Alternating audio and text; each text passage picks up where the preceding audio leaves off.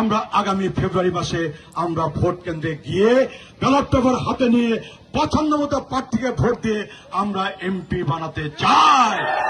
আমার বিশ্বাস গত 25 বছর ধরে এই মেলন্দ মাদারগঞ্জের মাটিতে এই যেই ভাই কষ্ট করতেছে, যেই ভাই মেহনত করতেছে, 25 বছর ধরে আমি বাবুল মেহনত করি, 25 বছর ধরে আমি বাবুল কষ্ট করি, আমি জেল জুলুম সহ্য করে দুঃখ যন্ত্রণা বুকে চাপা দিয়ে এই 25 বছর আমি পার করছি।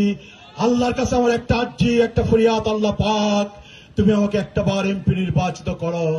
আল্লাহ পাক তুমি একটাবার এমপি নির্বাচিত হয়ে আমাকে আমার মা বোনদের খেদমত করবার সুযোগ দাও, আমার মেলন্দবাসীর খেদমত করবার সুযোগ দাও, আমার মাদারগঞ্জবাসীর খেদমত করবার সুযোগ দাও।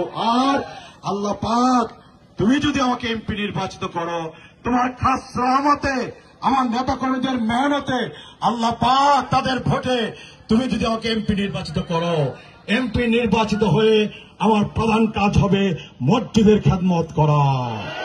এমপি নির্বাচিত হয়ে আমার প্রধান কাজ হবে মাদ্রাসা, এতিমখানা, লিল্লা বোর্ডিং, ঈদগাহ মাঠের খেদমত করা। এমপি নির্বাচিত হয়ে আমার প্রথম কাজ হবে মেলন্দা মাদারগঞ্জ সহ সারা বাংলাদেশে আলেম উলেমা, মসজিদের ইমাম মুয়াজ্জিনদেরকে সম্মান করা, ইজ্জত করা। আমার প্রধান কাজ হবে মেলন্দা মাদারগঞ্জকে মাদক মুক্ত করা। আমার প্রধান কাজ হবে মেলন্দা মাদারগঞ্জকে সন্ত্রাস মুক্ত করা, মেলন্দা মাদারগঞ্জকে চাঁদাবাজ মুক্ত করা, মেলন্দা মাদারগঞ্জে একটি শান্তিপূর্ণ নিরাপদ পরিবেশ তৈরি করা, শান্তিপূর্ণ নিরাপদ পরিবেশ কায়েম করা।